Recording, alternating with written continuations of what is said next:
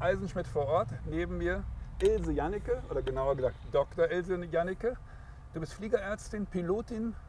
Du fliegst Flugzeuge, die schon Antiquitäten sind. Unter anderem ein ganz tolles Flugzeug hast du, was du geliebst. Welches ist das? Ja, der größte einmotorige Doppeldecker, die Anushka, wie sie zärtlich genannt wird, oder die Antonov 2. Die Antonov 2 fliegst du, bist aber auch Fliegerärztin. Du achtest darauf, dass Piloten ganz toll fliegen können, dass alles klappt, dass alles, wie sagt man so schön, im Rahmen ist, vernünftig ist. Und wir sind jetzt hier mit einem großen Team. Aus verschiedenen Bundesländern sind hier Piloten. Hier ist eine Veranstaltung vom Luftsportverband Rheinland-Pfalz.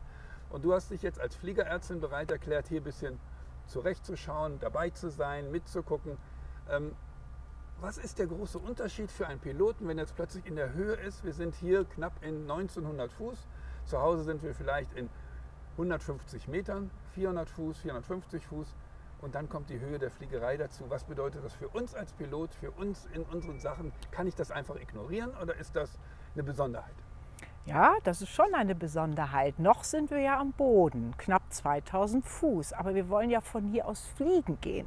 Und da die Berge hier bis 4.000, 5.000 Meter hoch sind, muss man da mal ein paar Vorkehrungen machen. Also schon in bis 2.500 Fuß Höhe. Das entspricht der Kabinendruckhöhe im Airliner. Bis dort haben wir schon bereits einen leichten Sauerstoffmangel im Blut. Aber wir sind ja in ganz vollständiger Ruhe. Und wir merken das gar nicht. Ja, ich bringe dich jetzt mal, aus deiner Ruhe. Du hast mir eine schöne Geschichte erzählt. Sie erzählt wirklich schöne Geschichten. Aber da war ich jetzt etwas überrascht. Ich würde jetzt mit einem starken Raucher am Pegel von Amsterdam stehen. Also auf 0 Meereshöhe. Du würdest mit diesem Gerät, was du hier hast, das ist so ein Sauerstoffmessgerät für das Blut. Das macht das über Lasertechnik oder Infrarottechnik. Infrarottechnik. Und dann würdest du feststellen, dass es einen Unterschied gibt zwischen dem starken Raucher, dem Kettenraucher und dem normalen. Warum merkt man das? Genau, subjektiv merkt das überhaupt keiner. Aber wenn ich mir jetzt so ein Sättigungssauerstoffgerät hier ranstelle, was misst das denn? Das misst die Sauerstoffsättigung in Prozent. Normal beim Gesunden befindet die sich zwischen 93 und 97%. Wenn ich jetzt aber ein starker Raucher bin, kann die durchaus etwas niedriger sein. Warum? Woran ist das Sauerstoff gebunden? Es wird gebunden ans Hämoglobin, das was der Fliegerarzt ja immer misst. Das ist der einzige Wert, den der Fliegerarzt messen muss bei jedem Medical.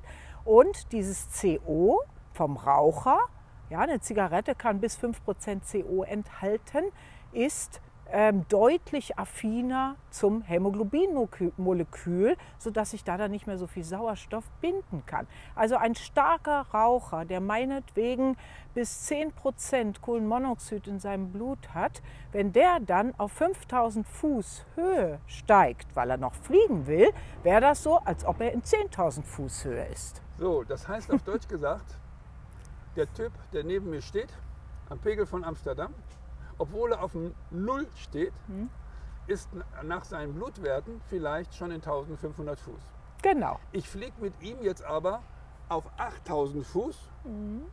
Dann kann es sein, dass er schon in dem Bereich ist, wo er eigentlich Sauerstoff zu sich nehmen müsste, um nicht gesundheitliche Schäden zu haben und um nicht eine Unterversorgung zu bekommen, um diese Sachen zu machen. Das heißt auf Deutsch gesagt, wer raucht, neben noch anderen Faktoren, der bekommt zum Beispiel die Höhenkrankheit und die Störung viel eher. Ist das richtig? Ja, oft merkt er sie aber gar nicht, sondern vielleicht merkt der Nachbar das. Ja, wie merke ich das, wenn ich mit dem fliege? Ja, wenn man derjenige ist immer unaufmerksamer. Man spricht ihn an und er nimmt den Nachbarn nicht mehr wahr oder er nimmt einen Funkspruch nicht wahr.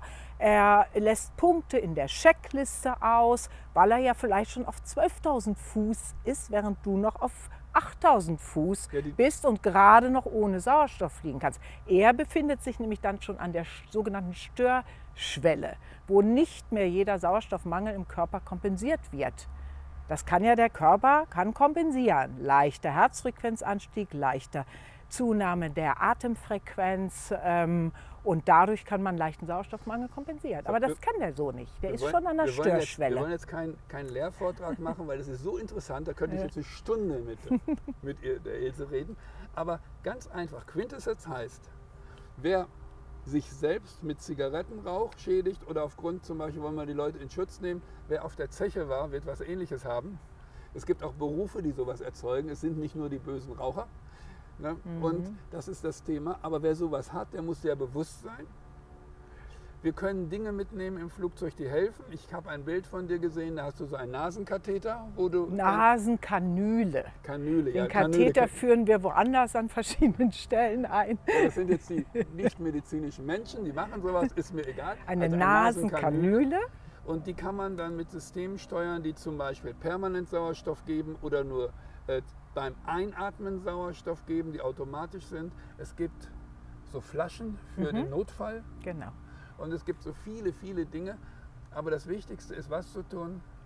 Vorsorge. Gucken, wie reagiere ich, wenn man es weiß, auf den Sauerstoffmangel. Am besten ist natürlich nicht so viel rauchen, aber einfach mal ab 8.000 bis 10.000 Fuß, wenn ich mich länger in der Höhe befinde, dort Sauerstoff zu nehmen und das frühzeitig anzulegen. Vorgeschrieben ist es ja sowieso ab 3.500 Fuß oder wenn ich mich länger als eine halbe Stunde in einer niedrigeren Höhe befinde, weil ich habe Konzentrationsstörungen, die der Nachbar vielleicht nur merkt. Jetzt springen wir mal in der Rolle weg von dem Arzt, der die Sauerstofftechnik betrachtet, und ich bin dem Arzt Mensch. Du bist Fliegerärztin, du weißt, dass dann so Männer zu dir kommen und auch Frauen.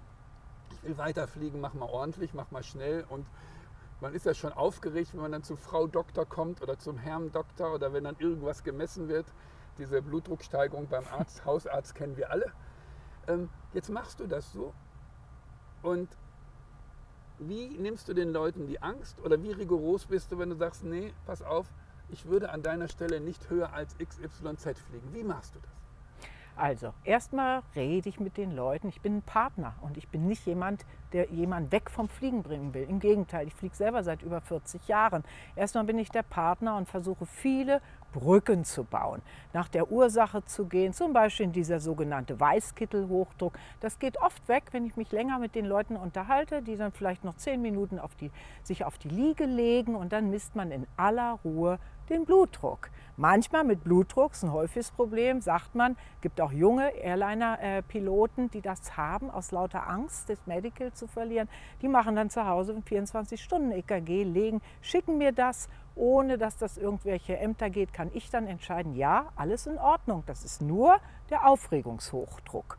Und genauso mit dem Sauerstoffmangel. Ja. Man kann den Leuten empfehlen, nehmen Sie so ein Sättigungsgerät mit, das hilft. Und wenn man es nicht hat im Flieger, Sauerstoff oder finanziell nicht so stark ist, so ein Gerät einzubauen, so eine Sauerstoffpulverflasche hilft zumindest auch für Leute, die vielleicht nur Begleitung sind und Ängste haben im Flugzeug oder Leute, die Asthma haben oder chronische Lungenerkrankungen, aus der Zeche kommen und noch fliegen heute und älter sind. Da hilft dann auch so ein Notsauerstoff als Pulver für 60 bis 80 Atemhübe. Ist ganz preiswert, kann man sich im Internet kaufen. Auch hier am Flughafen in Gaptala habe ich es heute gesehen. Richtig, verschiedene Größen, genau. Segelflieger haben das ja auch. Und jetzt nur noch mal eine ganz einfache Sache. Du hast gesagt, du fliegst seit 40 Jahren. Bereust du es? Nein. Das ist mein Kind neben der Arbeit und einigen anderen Dingen. Mein Kind, was ich nie im Leben, solange es geht, nicht vermissen möchte. Dann sage ich der Frau Dr. Ilse Janneke einfach danke für die Zeit, die sie geopfert hat. Danke für diese kurze Erklärung. Wir könnten Stunden darüber reden. Also es gibt viele Möglichkeiten zu fliegen. Genießt es. Danke. Vielen Dank für die